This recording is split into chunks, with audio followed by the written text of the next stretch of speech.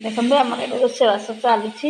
ଭାତ ତ ହେଇସାରିଲାଣି, ଏବେ ଡାଲି ଫୁଟୁଛି, ପ୍ରେସରରେ ସିଟି ମରା ହେଇକି ଡାଲି ହରଡ଼ ଡାଲି। ଆମର ଲାଇନ୍ କଟି ଯାଇଛି, ଇନଭର୍ଟରଟା ବି ଖରାପ ହେଇଯାଇଛି, ସେଟା ମେସିନ୍ ଗୋଟେ ଲାଗିବ କ'ଣ ପାର୍ଟ, ସେଥିପାଇଁ ଆମ ଘର ଟିକେ ଅନ୍ଧାର ଅନ୍ଧାର ଲାଗୁଛି। ଆଉ ଖରା ତ ହେଇନଥିଲା 4-5 ଦିନ ହେଲାନି, ନାଇଁ 7-8 ଦିନ ହେଲା, ଖରା 2 ଦିନ ହେଲା ଆସିଛି। ଆଉ ଦେଖନ୍ତୁ ଏଠି ଧନିଆ ପତ୍ର ଭାତ ଧୋଇକି ରଖିଛନ୍ତି, ଆଉ ବାସନ ତଳେ ପଡ଼ିଛି, ଏଠି ବାସନ ମଜା ହେଇକି ରଖା ହେଇଛି। ଆଉ ଦେଖନ୍ତୁ ଏଠି ଆମର ବନ୍ଧାକୋବି ତରକାରୀ ହେଇଛି। ମତେ ଡାକୁ, ମୁଁ ଯିବି ସାଙ୍ଗରେ। ଦେଖନ୍ତୁ ଏଠି ଭାତ ହେଇସାରିଲାଣି। ଦେଖନ୍ତୁ ଏଠି ଟମାଟୋ ଭଳିଆ ଏଇଟା ଫଳଟା ଆପଣମାନେ ଦେଖନ୍ତୁ ଭାଉଜ ଏଠି ଚୋପା ଛଡ଼େଇକିରି କାଟି ଦେଇଛନ୍ତି। ଦେଖନ୍ତୁ ଫିସ୍ ଫିସ୍ କି। ଆଉ ଏଇ ଫଳଟା ଦେଖନ୍ତୁ ଦେଖିବାକୁ ଯେମିତି ଟମାଟୋଟା ଦେଖିବାକୁ ଆଗ ଯେଉଁ ଟମାଟୋ ମିଳୁଥିଲା ମାନେ ଉସାରିଆ ଉସାରିଆ ଚେକା ଚେକା ସେଇଭଳିଆ ଦେଖିବାକୁ। ଦେଖନ୍ତୁ ଟମାଟୋ ଭଳିଆ ଫଳଟା ଦେଖନ୍ତୁ, ଏଇ ଭାଗଟା କେମିତି ଆଉ ଏଇ ଭାଗଟା ଦେଖନ୍ତୁ କେମିତି। ଆଉ ଦେଖିବାକୁ ସତରେ ଟମାଟୋ, କେହି କହିବେନି ଏଟା ଗୋଟେ ଫଳ ବୋଲି। ଏ ଫଳଟା ନାଁ ଭାଉଜ କହୁଥିଲେ କିନ୍ତୁ ମୋର ଖିଆଲ ନାହିଁ ଏ ଫଳଟା ନାଁ କହିବାକୁ। ଏମିତି ଆଉ ଫଳଟା ମୁଁ ଆପଣଙ୍କୁ ଦେଖେଇଥିଲି ତ, ଦେଖିବାକୁ ସେ ଭଳିଆ କେମିତି ଖାଇବାକୁ କେଜାଣି। ଦେଖନ୍ତୁ ଏଇ ଫଳଟା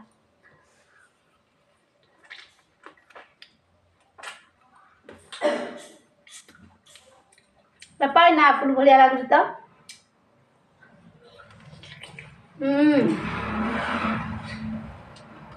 ପଣସ ଭଳିଆ ବି ଲାଗୁଛି, କୋଉ ଭଳିଆ ଲାଗୁଛି ନା।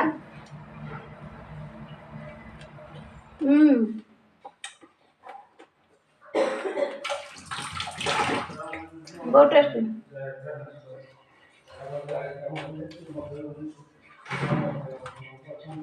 ଦେଖନ୍ତୁ ସାଙ୍ଗମାନେ ଆମର ଆଜି କ'ଣ ସ୍ପେଶାଲ ଖାଇବା ହେଇଛି। ବୁଧବାର ଯେହେତୁ ସାଧା, ଗରମ ଭାତ, ଇଏ ହେଉଛି ପିଆଜ ପତ୍ର ଶାଗ, ଉଲି ପତ୍ର ଶାଗ, ଆଉ ଇଏ ହେଉଛି ହରଡ଼ ଡାଲି, ଇଏ କାକୁଡ଼ି, ଇଏ ହେଉଛି ବନ୍ଧାକୋବି ତରକାରୀ, ଆଉ ଇଏ ହେଉଛି ଆମର କହନ୍ତି ଫୁଲକୋବି ଚିଲି କୋବି, ଆଉ ଇଏ ହେଉଛି ଉଲି ପତ୍ରର ପିଠଉ ଭଜା। ଦେଖନ୍ତୁ ଆଜି ଢେର ସାରା ଆଇଟମ୍ ବହୁତ ହେଇଛି, ବଢ଼ିଆ, ଆଖିକି ତ ସୁନ୍ଦର ଦେଖାଯାଉଛି। ଦେଖନ୍ତୁ ଖାଇବା କେମିତି ହେଇଛି ପ୍ଲିଜ୍ ସାଙ୍ଗମାନେ କମେଣ୍ଟ କରିବେ। ଏବେ ତ ଖାଇବା ପାଇଁ ବସିଛି, ଭାଉଜ ଖାଇ ବସିଛି। ଚାଲନ୍ତୁ ଜଲ୍ଦି ଜଲ୍ଦି ଖାଇକିରି ଫଟାଫଟ ବାସନ ଧୋଇକି ଟିକେ ରେଷ୍ଟ ନେବା। ଆଉ ବଢ଼ିଆ ବଢ଼ିଆ ତ ଖାଇବା ହେଇଛି। ଆଉ କେମିତି ଖାଇବା ହେଇଛି ପ୍ଲିଜ୍ କମେଣ୍ଟ କରିବେ। ଆଉ ଆସନ୍ତୁ ଆମ ଘରକୁ କେଉଁମାନେ ଖାଇବାକୁ ଇଚ୍ଛୁକ, ଆଉ ଆସିବେ ଖାଇ ପିଇକି ଯିବେ। ଆଉ ଚାଲନ୍ତୁ ଖାଇଦେଇକି ଫଟାଫଟ କାମ ସାରିଦେଇ ରେଷ୍ଟ ନେବା।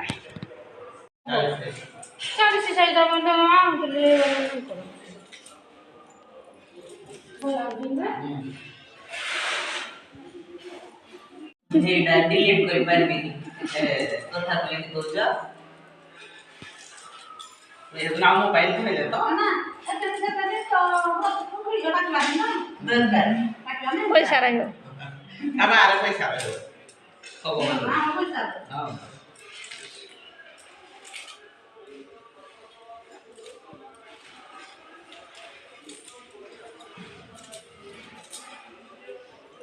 ଚାଉଳ ପକାଇ ସାରିଲୁନି ଦେ ଆପଣ କାଟିଲେ ଦେ ଆଳୁ ଦେ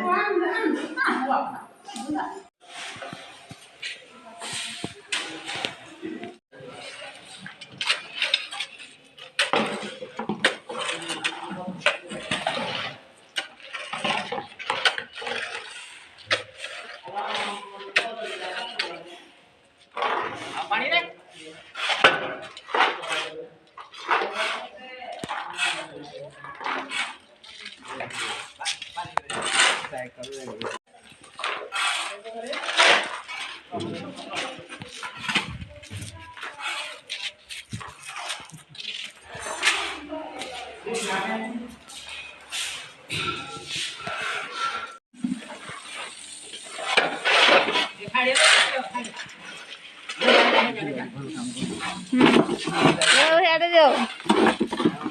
ଧର ପଇଲା ଉପରେ ଆହୁରି ହେଇ ପଟନ ଲୋ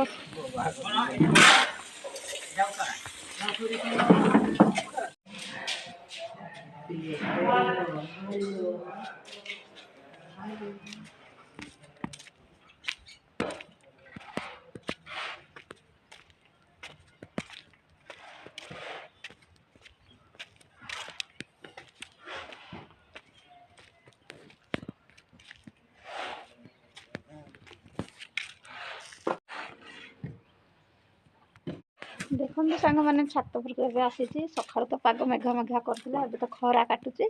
ଆଉ ଦେଖନ୍ତୁ ଛାତ ଉପରେ ଆମର ତ ବହୁତ ସାରା ଲୁଗାପଟା ଶୁଖୁଛି, କାରଣ ତଳେ ସିମେଣ୍ଟ କାମ ହେଉଛି ତ। ଆଉ ସେଥିପାଇଁ ସବୁ ଛାତ ଉପରେ ଶୁଖେଇ ଦେଇଛୁ। ଆଉ ଚାଲନ୍ତୁ ଆପଣମାନଙ୍କୁ ଭିଡ଼ିଓ ସେୟାର କରିଛି କ'ଣ କ'ଣ ଆପଣମାନେ ଦେଖନ୍ତୁ, ମଜାମସ୍ତି ନିଅନ୍ତୁ।